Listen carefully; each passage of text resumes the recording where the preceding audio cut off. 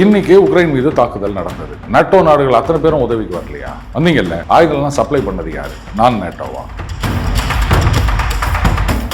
உக்ரைனுக்கு எதிராக நாளைக்கு ரஷ்யா தாக்குதல் நடத்துச்சு அப்படின்னு சொன்னா அப்போ நேட்டோ உடனே நாங்க உதவிக்கு வரோம். இதுதான் அந்த ஆர்டிகல் 5 கேரண்டி. ஏற்கனவே தாக்குதல் நடத்தினப்போ என்ன பெருசா நீங்க செஞ்சிட்டீங்க? ரஷ்யாவை எதிர்த்து தாக்குதல் நடத்தக்கூடிய அளவுக்கு உங்ககிட்ட தைரியம் இருக்கா? அதுக்கான ஆயுதங்கள் இருக்கா? அப்புறம் அந்த கேரண்டி வச்சு என்ன பண்ண போறீங்க? கேரண்டி வாரண்டினா என்னங்க?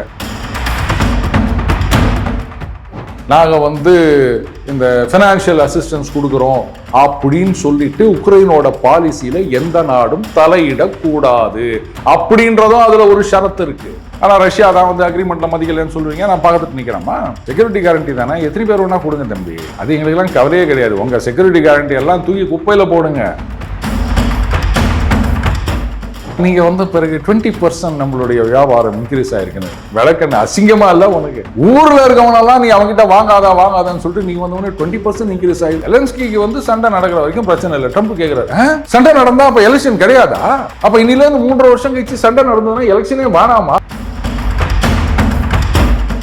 புட்டின் தனியா போனாரு, இதுங்கெல்லாம் கும்பலா வந்துருக்குதுங்க. முக்கியமா ஜெலன்ஸ்கி, நான் தனியா போக மாட்டேன் அவர்கிட்ட, ஏற்கனவே லந்து பண்ணி அமிச்சிட்டாரு, நீங்களும் வாங்க. எப்பா எங்களையும் அதாண்டா பண்ணுவான். ஏன் சீனாக்கு எதிராக டாரிஃப் போடல அப்படின்னா, சீனா யூரோப்பியன் யூனியனுக்கு விற்கல, நாம தான் யூரோப்பியன் யூனியனுக்கு வித்துட்டு இருக்கோம். அவன் இங்க சீனா கிட்ட வாங்கல. அதனால நான் வியாபாரம் பண்ணலாம் நினைச்சுங்கிற நீ வித்து நிக்கிறியா? இதுதாங்க உண்மையான காரணம்.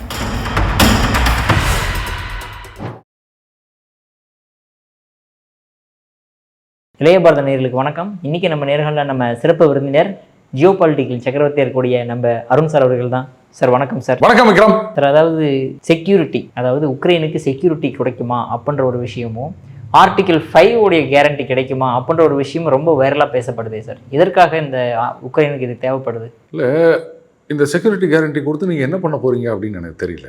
அதாவது உக்ரைன் மீது இனிமேல் ரஷ்யா தாக்குதல் நடத்தாது, அவங்களுடைய சாவரனிட்டி, டெரிட்டோரியல் இன்டெகிரிட்டி இதெல்லாம் ரஷ்யா ரெஸ்பெக்ட் பண்ணும், இதுக்கு மேலே சண்டை கிடையாது அப்படின்றது தான் செக்யூரிட்டி கேரண்டின்னு சொல்கிறாங்க. ஆர்டிகல் 5 கேரண்டி அப்படின்றது என்னென்னா, அந்த நேட்டோவோட சார்ட்டர் இருக்கு இல்லையா, அதில் ஆர்டிகல் 5 என்னென்னா, எந்த ஒரு நேட்டோ மெம்பர் ஸ்டேட் அதற்கு எதிராக தாக்குதல் நடந்தாலும் ஒட்டுமொத்த நேட்டோ அமைப்பில் இருக்க அத்தனை நாட்டுக்கும் எதிராக நடந்த தாக்குதலாக நடந்துச்சின்னு எல்லாரும் உதவிக்கு வரணும் அப்படின்றது தான் ஆர்டிகல் 5 கேரண்டி அப்படின்றது. இப்போ இன்னைக்கு உக்ரைன் மீது தாக்குதல் நடந்தது. நேட்டோ நாடுகள் அத்தனை பேரும் உதவிக்கு வரலையா? வந்தீங்கல்ல, ஆயுதம்லாம் சப்ளை பண்ணது யாரு? நான் நேட்டோவா? அமெரிக்கா சப்ளை பண்ணாங்க, முதல்ல டைரெக்டாக சப்ளை பண்ணாங்க, அப்புறம் நாங்கள் யூரோப்புக்கு விற்கிறோம், ட்ரம்ப் வந்த உடனே நீங்கள் அதை வாங்கி அவங்க கிட்ட கொடுங்க அப்படின்னாங்க. நாங்கள்லாம் காசு கொடுக்க மாட்டோம்னாங்க. யூரோப்பியன் யூனியனில் இருக்க நாடுகள், பிரிட்டன் முதற்கொண்டு, யூனியனை விட்டு வெளில ஓடி போன பிரிட்டன் முதற்கொண்டு அவங்க இந்த ஸ்டோம் ஸ்டாடோ மிசைலை அதெல்லாம் கொடுத்து ஹெல்ப் பண்ணலையா? இப்போவும் அதுதானே பண்ணிட்டு இருக்கீங்க. இதில் நீங்கள் என்ன அச்சீவ் பண்ண போகிறீங்க? இப்போது உக்ரைனுக்கு எதிராக நாளைக்கு ரஷ்யா தாக்குதல் நடத்துச்சு அப்படின்னு சொன்னால் அப்போ நேட்டோ உடனே நாங்கள் உதவிக்கு வரோம். இதுதான் அந்த ஆர்டிகல் 5 கேரண்டி. ஏற்கனவே தாக்குதல் நடத்தினப்போ என்ன பெருசாக நீங்கள் செஞ்சிட்டீங்க? இல்லை இனிமே ஒரு தாக்குதல் நடத்தினா என்ன பெருசாக பண்ண போகிறீங்க? இதுதான் கேள்வி. சரிங்க, இப்போ போர் நிறுத்தம் வருகின்றது, இனிமே தட் மேன் தட் லேண்ட் அப்படின்னு சொல்லிடுறாங்க. அதுக்கப்புறமா மறுபடியும் நாளைக்கு சரி ஆர்டிகல் 5 கேரண்டி கொடுத்தீங்க, நேட்டோலேயே சேர்த்துக்கங்க அப்படின்னு ட்ரம்ப் போன பிறகு யாராவது உதற ஆரம்பிச்சாங்கன்னா அப்போ மறுபடியும் ரஷ்யா அடின்னு அடிக்க தான் போகிறாங்க. இல்லை நாங்கள் ஆர்டிகல் 5 கேரண்டி கொடுத்துட்டோம், அதனால நாங்கள் சண்டைக்கு வருவோம் அப்படின்னு வர்றதுக்கு யூரோப்பியன் யூனியனில் இருக்க எவனுக்காவது தைரியம் இருக்கா? இருந்ததுன்னா இப்போவே வர வேண்டியது தானே. நீங்கள் கேரண்டி கொடுக்கறது சொல்லிட்டு இருக்கீங்கல்ல, பார்த்தீங்கன்னா நாங்கள் என்ன பண்ண போகிறோம் பாரு அப்படின்னு. இப்போது முற்றிலும் மேம்படுத்தப்பட்ட 19வது பொருளாதார தடைகள் அப்படின்னு அந்தம்மா பேசி நிற்கிறாங்க. 18 தடவை போட்டுமே ஒன்றும் பண்ண முடியல அப்படின்போது 19வது போட்டு என்ன பண்ண போகிறேன் அப்படின்னு கேட்டால் அதெல்லாம் பதில் சொல்ல மாட்டாங்க. அதில் அவங்க சொல்கிறாங்க, ரஷ்யாவையே நம்மளால் தோக்கடிக்க முடியலன்னா சீனாவை எப்படி தோக்கடிக்க முடியும் அப்படின்னு. இங்கே ஜிங்கிபிங்கு சிரிக்கிறாரு, டேய் என்னடா சாப்பிட்டீங்க நீங்கள் அப்படின்றாரு. சரிங்க, நீங்கள் கேரண்டி ஆர்டிகல் 5 அதுக்கு நீங்கள் கொடுத்துட்றீங்கன்னு சொல்லுங்கள். ஒரு 2 வருஷம் கழிச்சு இல்லை ஒரு 5 வருஷம் கழிச்சு ரஷ்யா அட்டாக் பண்ணுறாங்க அப்படின்னா ரஷ்யாவை எதிர்த்து தாக்குதல் நடத்தக்கூடிய அளவுக்கு உங்ககிட்ட தைரியம் இருக்கா? அதுக்கான ஆயுதங்கள் இருக்கா? அப்புறம் அந்த கேரண்டி வச்சு என்ன பண்ண போகிறீங்க? கேரண்டி வாரண்டினா என்னங்க? கெட்டு போச்சுன்னா மாற்றி கொடுக்குறோம் அப்படின்னா தான் அதை நம்ப முடியும். அதை விட்டுட்டு இல்லைங்க அதை சொல்கிறேங்க, இது வாய் வார்த்தை. சரி, நீங்கள் எழுதி கொடுக்குறீங்கன்னு கூட வச்சுப்போம். வாய் வார்த்தைக்கும் மதிப்பு இல்லை, எழுதி கொடுக்கறதுக்கும் மதிப்பு இல்லை. இதை மதிக்காதது ரஷ்யா இல்லை, யூரோப்பியன் யூனியன் கண்ட்ரிஸ். இவங்களைத்தான் நம்ப முடியாது. இவங்க சொல்கிறாங்க, ஐயோ ரஷ்யாவெல்லாம் நீங்கள் நம்ப முடியாது, இன்றைக்கி வந்து சண்டையை நிறுத்திவிட்டு நாளைக்கு மறுபடியும் அவங்க வருவாங்க, இப்படி தான் பண்ணின்னுக்கிறாங்க, 12லேருந்து அவங்க அப்படி தான் பண்ணின்னுக்கிறாங்க, கிரைமியாவை முழுங்கிட்டாங்க, அதை பண்ணிட்டாங்க, இதை பண்ணிட்டாங்க. அவர் சொல்லிட்டார், ஒபாமா கொடுத்துட்டு போனது, அதை நான் என்ன பண்ண முடியும் அப்படின்ட்டாரு ட்ரம்ப்பு. சரி, மின்ஸ் அக்ரிமெண்ட்னு ஒன்று போட்டாங்க. அதை மதிக்காதது யூரோப்பியன் யூனியன். எப்படி சொல்கிறேன்னா, அந்த ஏஞ்சலா மெர்க்கல் இருந்தாங்கல்ல, அவங்க சொல்கிறாங்க, அதெல்லாம் சும்மா டு பை சம் டைம், அதுக்காகத்தான் வந்து அந்த அக்ரிமெண்ட் போட்டோமே தவிர அதை இம்ப்ளிமெண்ட் பண்ணலாம் எங்களுக்கு எந்த விதமான இதுவும் கிடையாது அப்படின்னு ஓப்பனாக சொன்னவங்க தான் ஏஞ்சலா மெர்க்கல். ஸோ கையெழுத்து போட்டு கொடுத்ததையே நாங்கள் மதிக்க மாட்டோம் அப்படின்னு சொன்னது யூரோப்பியன் யூனியன், ரஷ்யா இல்லை. சரியா?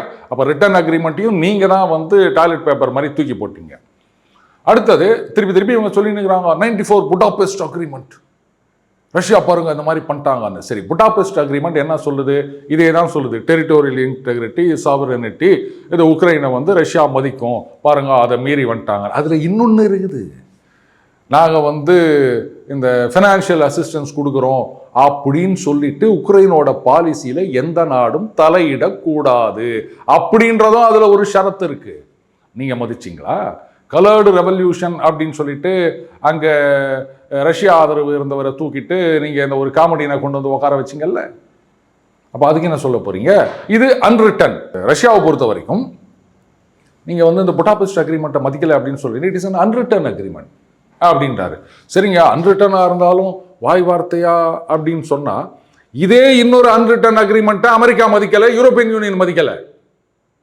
ஸோ ரஷ்யா தரப்பில் தான் கேட்குறாங்க, ரிட்டர்ன் அக்ரிமெண்ட்டையும் நீங்கள் மதிக்க மாட்டேங்கிறீங்க, அன்ரிட்டன் அக்ரிமெண்ட்டையும் நீங்கள் மதிக்க மாட்டேங்கிறீங்க. ஆனால் என்ன குறை சொல்கிறீங்க? ரஷ்யா தான் வந்து மதிக்க மாட்டேங்கிறாங்க. அன்ரிட்டன் அக்ரிமெண்ட்னா என்னன்னு கேட்டிங்கன்னா, 1990 ஜேம்ஸ் பேக்கர்னு நினைக்கிறேன், அப்போ செக்ரட்டரி ஆஃப் ஸ்டேட், அந்த ஜெர்மனி, கிழக்கு மேற்கு ஜெர்மனி ஒன்றிணைந்தப்போ கோர்பச்சேவ் கிட்ட பேசுகிறாங்க, நீங்கள் அதை ரெகனைஸ் பண்ணுங்க, விட்டுருங்க, அவங்க சேர்ந்துட்டு போட்டோம் அப்படின்னு சொல்லிட்டு. அப்போ என்ன சொல்கிறாங்கன்னா, ஈஸ்ட் ஜெர்மனி, இப்போது வெஸ்ட் ஜெர்மனி நேட்டோவில் இருக்குது, ஈஸ்ட்டும் ஒன்றா சேர்ந்துட்டதுனால அப்போ அதுவும் நேட்டோ கண்ட்ரோலில் வந்துடுது. ஈஸ்ட் ஜெர்மனிலேருந்து 1 இன்ச்சு கூட அந்த பக்கம் நேட்டோ வராது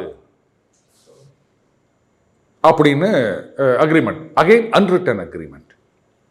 அதுக்கப்புறம் பார்த்தீங்கன்னா நேட்டோ ரஷ்யாவோட வாசல் வரைக்கும் வந்துருச்சு. ரஷ்யா தரப்பில் கேட்டப்பா, என்னங்க இன்னும் எழுதி கைது போட்டு கொடுத்த மாதிரி சொல்கிறீங்க, நீங்கள் அப்படி கைது போட்டுருந்தா காமிங்க. இங்கே தேமுதிகவில் வந்து ஒரு ராஜ்யசபா சீட்டு அப்படின்னு ஒன்று எடப்பாடி கேட்டாங்களா, எங்கே இருக்குது அப்படின்னு. அந்த மாதிரி இதெல்லாம் ஒரு பொலிட்டிக்கல் கமிட்மெண்ட் தாங்க. அது பாலிடிக்ஸ் மாறும்போது அந்த மாதிரி மாறி தான் இருக்குது. இதெல்லாம் போய் நீங்கள் கேட்டுனுக்கிறீங்களே அப்படின்னாங்க. இது 1990 பொலிட்டிக்கல் கமிட்மெண்ட்டுக்கு. இப்போ ரஷ்யா தான் சொல்கிறாங்க 94 புடாபெஸ்ட் அக்ரிமெண்ட்னா தம்பி, அதுவும் பொலிட்டிக்கல் கமிட்மெண்ட்டு, அன்ரிட்டன். எங்கேயாவது எழுதி கைது போட்டு கொடுத்தோமா? பாலிடிக்ஸ் மாற இதுவும் மாறும். இதை போய் பெருசாக எடுத்துன்னு வரீங்க. ரெண்டாவது, அதில் வந்து ஃபினான்ஷியல் அசிஸ்டன்ஸ்னு உள்ள நுழையக்கூடாது, தலையிடக்கூடாதுன்னு ஒன்று இருக்குதுல்ல, அதை நீங்கள் ஃபாலோ பண்ணீங்களா? 90 சொன்ன மாதிரி அதை மீறி நீங்கள் பாட்டுக்கு நேட்டோவை கொண்டு வந்து வீட்டு வாசல் வரைக்கும் நிறுத்திக்கிறீங்க. நாங்கள் ஃபினான்ஷியல் அசிஸ்டன்ஸ் கொடுக்குறோம்னு சொல்லிட்டு அங்கே இருக்க அரசியலையே மாற்றி போட்டிங்க, அவங்க ஆளை கொண்டு வந்து உட்கார வச்சிட்டிங்க. அந்த விக்டோரியா நூலாண்டு, அதுக்கப்புறம் இன்னும் சில பேர்லாம் பெருமையாக பேசுகிறாங்க, பாருங்கள் உக்ரைனில் நாங்கள் அதை பண்ணிட்டோம், இதை பண்ணிட்டோம் அப்படின்னு. இப்போ நீங்கள் இதெல்லாம் பண்ணிட்டு இருப்பீங்க, நாங்கள் சும்மா பார்த்துட்டு இருக்கணும், அக்ரிமெண்ட்லாம் தூக்கி காலில் போட்டு மிதிப்பீங்க. ஆனால் ரஷ்யா தான் வந்து அக்ரிமெண்ட்டில் மதிக்கலைன்னு சொல்லுவீங்க, நான் பார்த்துட்டு நிற்கிறேம்மா. செக்யூரிட்டி கேரண்டி தானே, எத்தனை பேர் வேணால் கொடுங்க தம்பி, அது எங்களுக்கெல்லாம் கவலையே கிடையாது. உங்கள் செக்யூரிட்டி கேரண்டி எல்லாம் தூக்கி குப்பையில் போடுங்க, நாங்கள் திருப்பி அடிக்கணும் அப்படின்னு நினச்சா உங்களால் தாங்க முடியாது.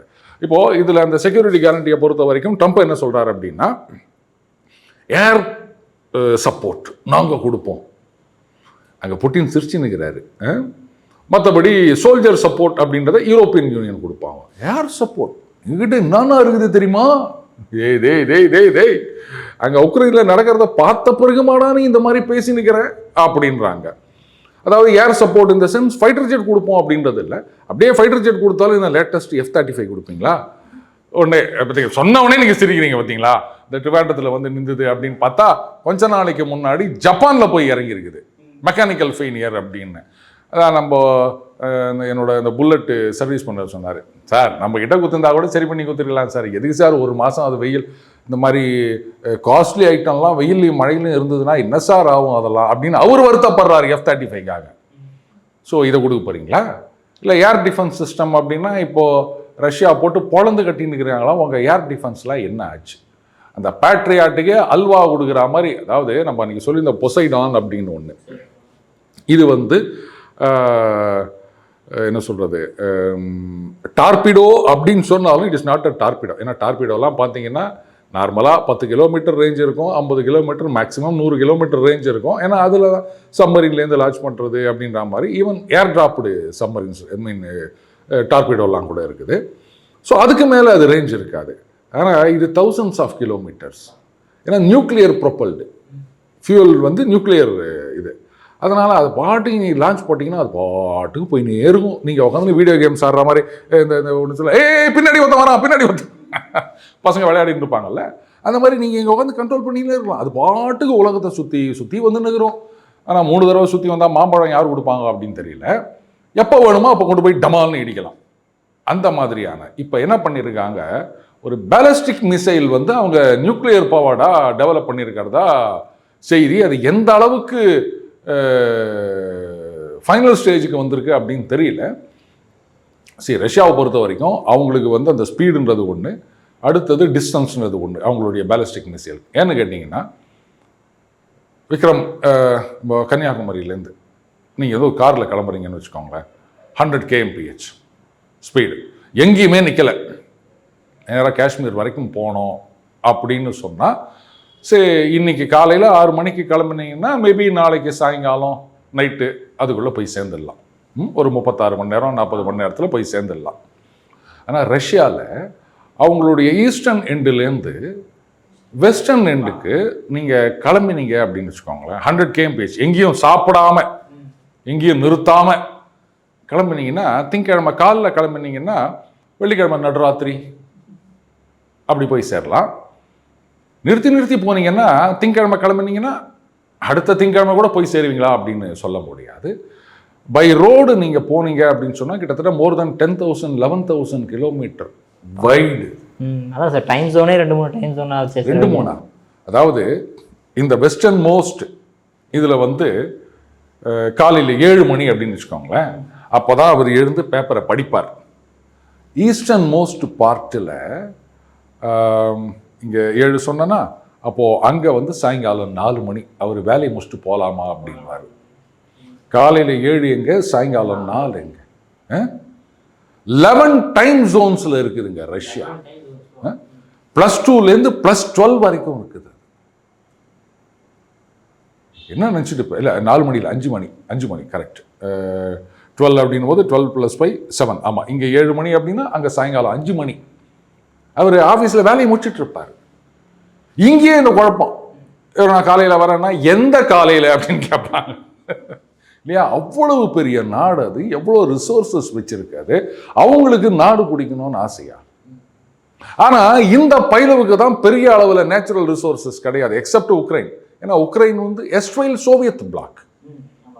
யூரோப்பியன் யூனியனில் ஃப்ரான்ஸோ அஃப்கோர்ஸ் ஒரு காலத்தில் வந்து அந்த அயன் மைன்ஸு அதுக்காக அடிச்சிக்கினாங்க, அதுக்காக தான் வேர்ல்டு வார், அல்சா குளோரைன் அப்படின்னு நிறைய இடங்களில் பிரச்சனை வந்ததுன்னு வச்சுப்போமே. பட் பெரிய அளவில் அவங்கக்கிட்ட ரிசோர்ஸஸ் கிடையாது, எல்லாத்துக்கும் வெளில தான் வாங்கி ஆகணும். ஆனால் இவன் எல்லாத்தையுமே வச்சுருக்காங்க, உலகத்துக்கே எக்ஸ்போர்ட் பண்ணிட்டு இருக்காங்க. சோகா சொன்னார் பாரு புட்டின், நீங்கள் வந்து பிறகு 20% நம்மளுடைய வியாபாரம் இன்க்ரீஸ் ஆகிருக்குன்னு. விளக்கண்ண அசிங்கமாக இல்லை உனக்கு? ஊரில் இருக்கவனெல்லாம் நீ அவங்ககிட்ட வாங்காதான்னு சொல்லிட்டு நீ வந்தவொடனே 20% இன்க்ரீஸ் ஆகிடும். அதாவது சோகா வாழைப்பழத்தில் ஊசி ஏற்றுறேன் அப்படின்னு என்ன சொல்லுவாங்க, அண்ணன் கடப்பாரியே ஏற்றிட்டு போட்டாரு வாழைப்பழத்தில், இதுக்கு நீங்கள் என்ன சொல்லுவீங்க? இந்த செக்யூரிட்டி கேரண்டி அப்படின்றதெல்லாம் உடனே கவலைப்படாத தம்பி, நாங்கள் பார்த்துக்கிறோம் நாங்கள் இருக்கோம் அப்படின்னாங்க. எங்கடா இருக்கீங்க? 3.5 வருஷமா இல்லையடா. ஜெலன்ஸ்கிக்கு வந்து சண்டை நடக்கிற வரைக்கும் பிரச்சனை இல்லை. ட்ரம்ப் கேட்குறாரு, சண்டை நடந்தால் அப்போ எலெக்ஷன் கிடையாதா? அப்போ இன்னிலேருந்து 3.5 வருஷம் கழிச்சு சண்டை நடந்ததுன்னா எலெக்ஷனே வேணாமா? அவரு இவனே கணக்கு போட ஆரம்பிச்சிட்டாரு. நாமளும் வந்து இதை காரணம் ஏன்னா எவனும் கேட்க முடியாது. ராய் ஜெலன்ஸ்கிக்கு சொன்னீங்கல்ல, அப்போ எனக்கும் சொல்கிறேன், அது நாமளும் எங்கேயாவது ஒரு இடத்துல சண்டையை போட்டு எலெக்ஷனே கிடையாதுடா, நான் தான்டா பிரசிடென்ட்டு அப்படி போகிறாரு அவர். ஸோ இந்த கேரண்டி வச்சு நீங்கள் என்ன பண்ண போகிறீங்க? ஒன்றும் பண்ண முடியாது. ரஷ்யாவுடன் நட்பாக போவதை தவிர வேற வழி கிடையாது நேட்டோக்கு. ஆனால் இவங்க வந்து அதை ஒத்துக்க மாட்டேன்றாங்க. ஸோ அந்த கேரண்டி அப்படின்றது இப்போதைக்கு அழற குழந்தைக்கு இந்த வாழைப்பழத்தை காமிச்சாங்களா அப்படின்னு சொல்லுவாங்கள்ல, அந்த மாதிரி தான் இது. வந்து யூரோப்பியன் யூனியன் அவங்க வந்து ஒரு ரியலைசேஷனுக்கு வரணும், ரஷ்யாவை நம்மளால் ஒன்றும் பண்ண முடியாது. அந்த அதர் ஹேண்ட் அவன் நம்மளை ஏதாவது பண்ணணும்னு நினச்சானா அதுக்கப்புறம் டோட்டலாக அந்த நியூக்ளியர் வின்டர் அப்படின்வாங்களே அந்த மாதிரி யூரோப் நாசமாக போயிடும், உலகத்தையே நாசம் பண்ணிடுவாங்க. அவங்கள ஒன்றும் பண்ண முடியாது அப்படின்ற உண்மையை அவங்க ஒத்துக்கணும். அது ஒத்துக்காத வரைக்கும் இந்த பிரச்சனை இருந்துட்டு தான் இருக்கும். கேரண்டி ஆர் நோ கேரண்டி, அதெல்லாம் தூக்கி குப்பையில் போடுங்க. சார் நீங்கள் சொன்னீங்க, அதாவது புட்டின் சொல்லும்போது 20% வந்து ட்ரேட் இன்க்ரீஸ் ஆயிருக்கு அப்படின்ட்டு. அதாவது ட்ரம்ப் அவர்கள் வந்து ரஷ்யாவோட ட்ரேட் இன்க்ரீஸ் ஆகிக்கிட்டு இருக்குது, அவங்க மேலே டேரிஃப் போடாமல் நாம் ரஷ்யாட்ட ஆயில் வாங்கிட்டோம் அப்படின்றது நம்ம மேலே டேரிஃப் போடுறாரு சார். என்ன லாஜிக் சார் இது? அது அவங்க சொல்கிற ரீசன் என்னென்னா, இந்த மாதிரி வந்து இது ரஷ்யன் வார் மிஷின், அதை நீங்கள் ஃபண்ட் பண்ணுறீங்க, அதனால் நீங்கள் ஆயில் வாங்குறத நிறுத்தினா இந்த டாரிஃப் கிடையாது அப்படின்னு. சரி, நாளைக்கே நாங்கள் ஆயில் வாங்குறத நிறுத்திடுறோம். இதில் அங்கே அமெரிக்கன் அட்மினிஸ்ட்ரேஷன்லேயே உளர்றாங்க பார்த்தீங்களா, நாங்கள் சொன்ன உடனே தான் வந்து இப்போ இந்தியா ஆயில் வாங்குறத நிறுத்திட்டாங்க அப்படின்னு. லூஸு நிறுத்திட்டாங்கல்ல, அப்போ டாரிஃபை வித்ட்ரா பண்ணணும்ல, நம்ம அதை இன்க்ரீஸ் பண்ணியிருக்கோம். இந்த லூஸுங்களுக்கு அது தெரியவும் தெரியாது.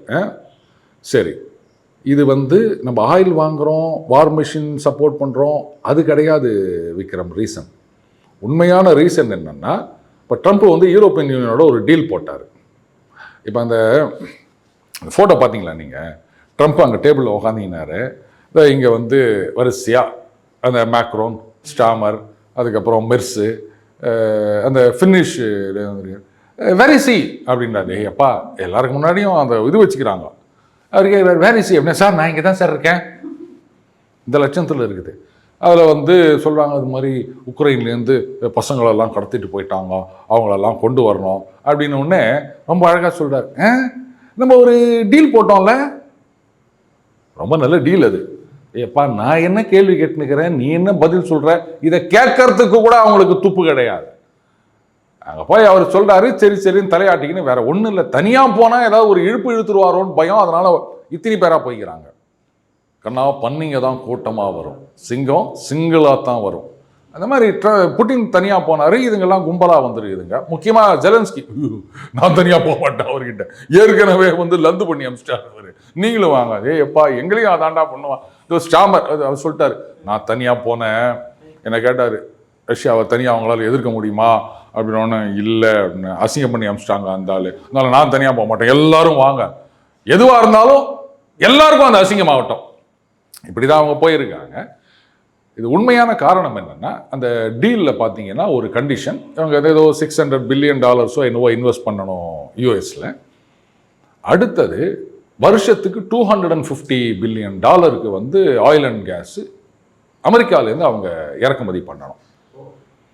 இப்போது நாம் என்ன பண்ணுறோம், ரஷ்யாலேருந்து சீப்பா அப்படின்லாம் சொல்லிட்டுக்கிறாங்க. அந்த அளவுக்கெல்லாம் சீப்பு கிடையாதுங்க. இப்போ ஏதோ 6% என்னவோ தான் ரிடக்ஷன் கொடுத்துருக்கிறாரு.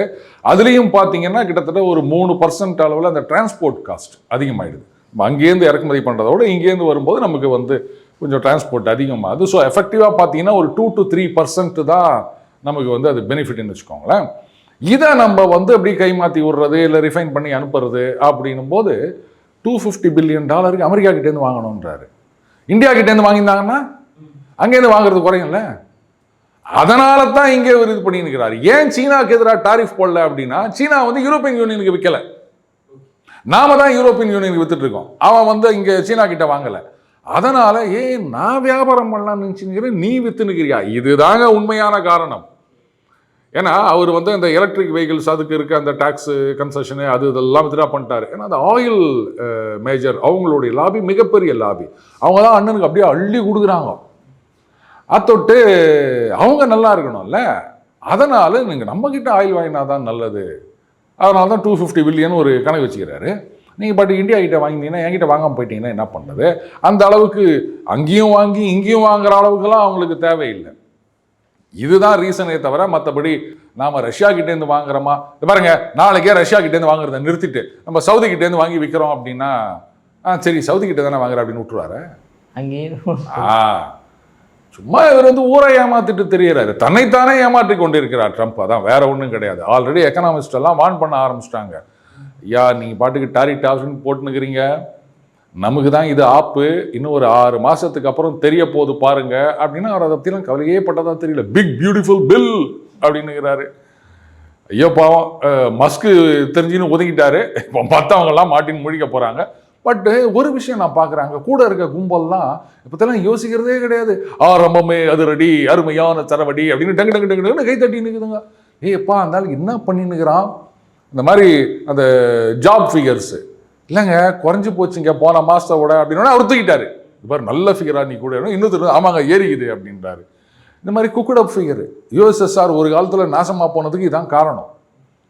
அதைத்தான் இவங்க பண்ணின்னுக்கிறாங்க. இப்போ புரியுதுங்களா? கரை நல்லதுன்ற மாதிரி ட்ரம்ப் வந்தது நமக்கு தான் நல்லது. ஓகே சார், இப்போ வந்து நீங்கள் சொன்ன மாதிரி யூரோப்பியன் யூனியன் மெம்பர்ஸ் எல்லாமே போய் ட்ரம்ப்கிட்ட பேசுகிறாங்க. அவருமே வந்து போரை நிறுத்தணுன்ற மாதிரி ஏதோ ஒன்று பண்ணிக்கிட்டு இருக்காரு. பட் யூரோப்பியன் மெம்பர்ஸுக்கு வந்து அந்த போரை நிறுத்தணும்னு ஆசைப்பட்றாங்களா இல்லை கண்டினியூ பண்ணிக்கிட்டே இருக்கணும்னு ஆசைப்பட்றாங்களா அவங்க?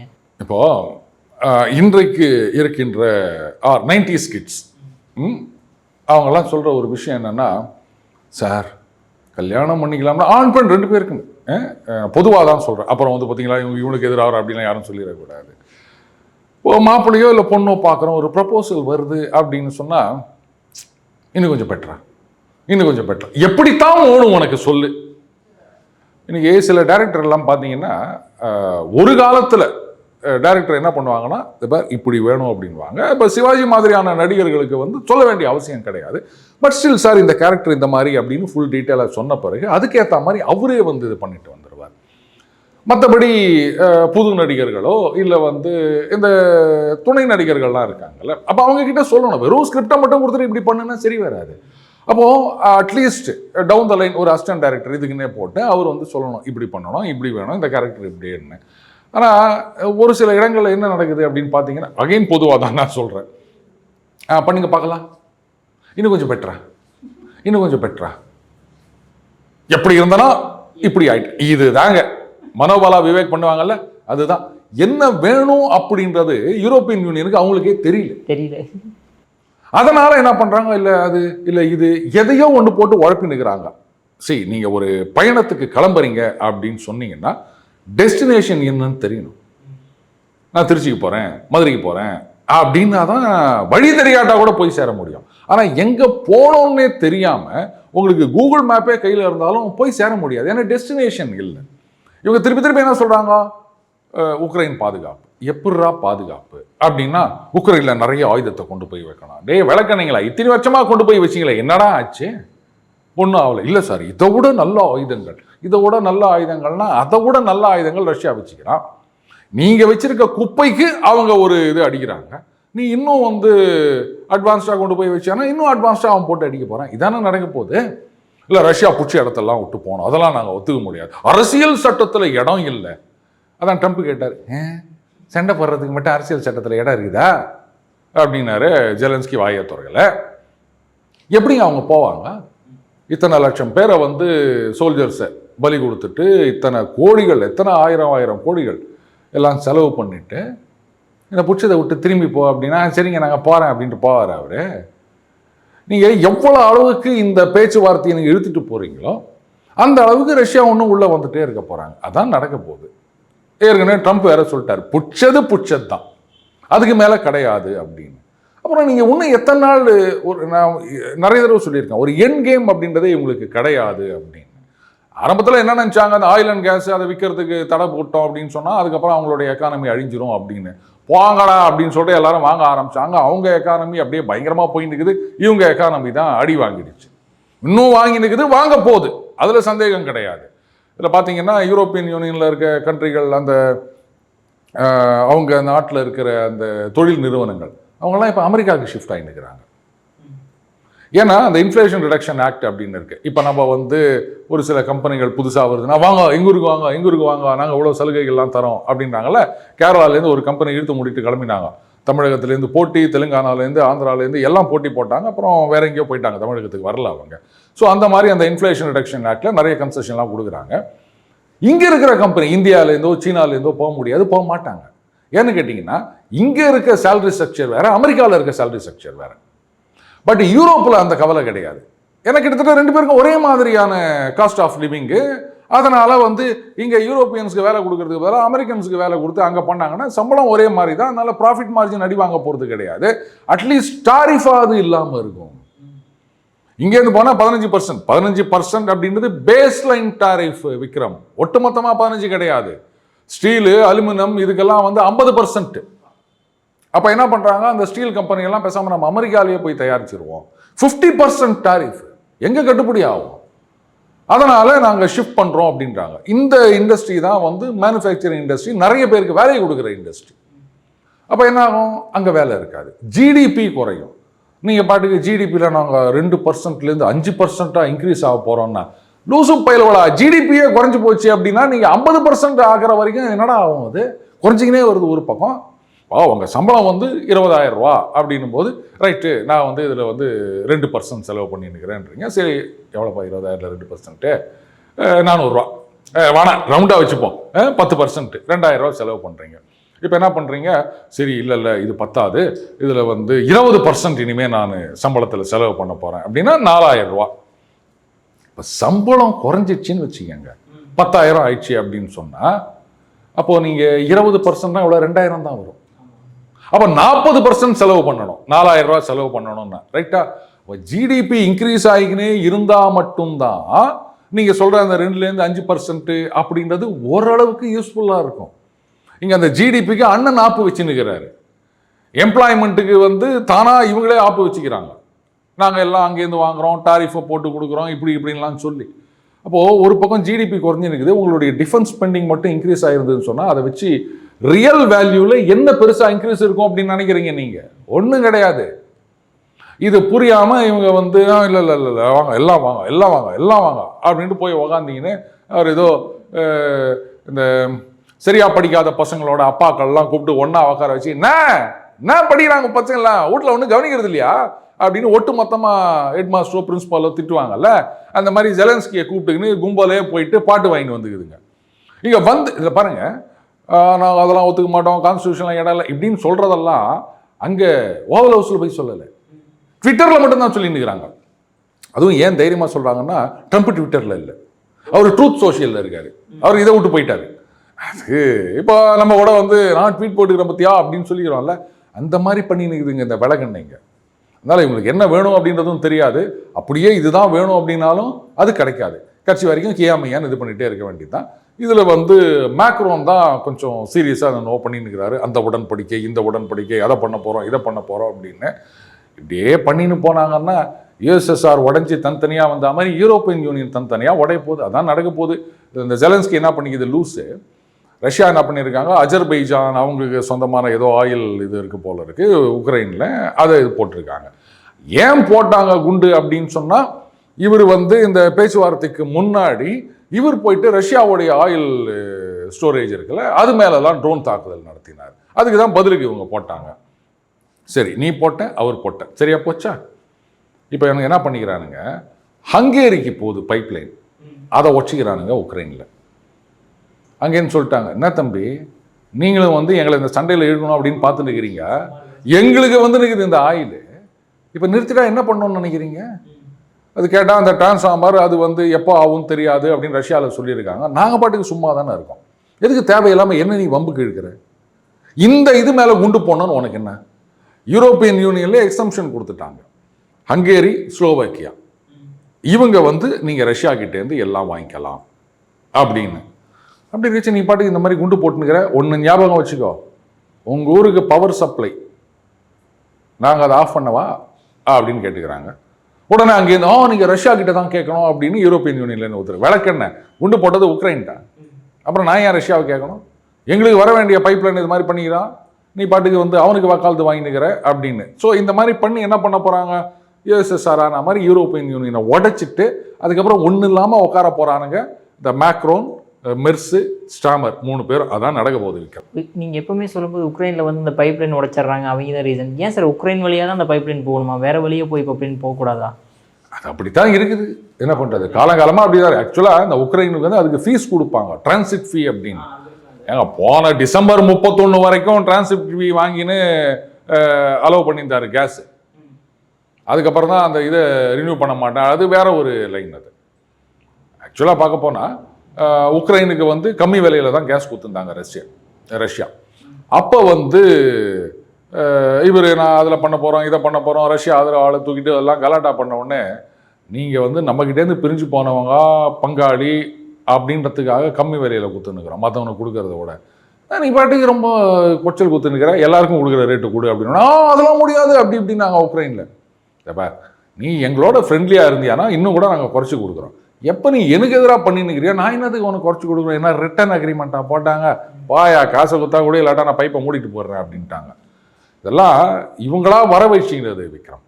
இதுக்கு வந்து சொல்யூஷனே கிடையாது. ஒரே சொல்யூஷன் அந்த ஈஸ்டர்ன் யூரோப்பில் இருக்கிற நாடுகள் வந்து இதை புரிஞ்சுக்கின்னு அப்பா அவங்க சங்காந்தமே வானாண்டா, பிரிட்டன் ஓடி போயிட்டான், அந்த மாதிரி இந்த பக்கத்தில் நாங்கள் ஓடி போகிறோம் அப்படின்னு வந்தால் மட்டும்தான். ஆனால் அந்த ஜார்ஜியா இந்த மாதிரி சில நாடுகளுக்கு என்னென்னா திமிரு, வேற ஒன்றும் இல்லை. ஏன்னா ரஷ்யா மிகப்பெரிய நாடு. அதனால் இன்னும் பார்த்தீங்களா மறுபடியும் அவங்களோட போகிறதா அப்படின்னு. எப்பா காரியம் பெருசா வீரியம் பெருசா, ஓன் நாட்டு மக்களுக்கு எது நல்லதுன்னு அதை பாருங்கடா. இப்போ ரஷ்யா என்ன மரியாதை இல்லாமல் நடத்தினா இதா அங்கே போயிட்டு நம்ம அஜித் தோவல் போகிறாரு, அவரை நேரடியாக மீட் பண்ணுறாரு புத்தின். இங்கே வந்து வாத்தியார் மாதிரி எல்லாரையும் உட்கார வச்சு பாடம் எடுத்து அனுப்புகிறாரு ட்ரம்ப். இதில் எதுடா மரியாதை, எது மரியாதைன்னு கூட ஏதாவது இவங்களுக்கு எது தேவைன்னு எது மரியாதைன்னு கூட தெரியல இந்த ஜென்மங்களுக்கு. அதை வச்சுட்டு என்ன பண்ணுறது, அந்த மக்களோட நிலைமை தான் பரிதாபம். அட்லீஸ்ட் அவங்களாவது இவங்களெல்லாம் தூக்கி ஒழிச்சு கட்டினா மட்டும்தான் யூரோப் உருப்பிடும். இல்லை அப்படின்னா அதுக்கப்புறம் பாகிஸ்தான் பங்களாதேஷ் இப்படி தான் போகும். அது வேறு வழியே கிடையாது. ஓகே சார், ஸோ உங்கள் அற்புதமான கருத்துக்களை பதிலோடு பார்த்ததற்கு மிக்க நன்றி சார். நன்றி விக்ரம்.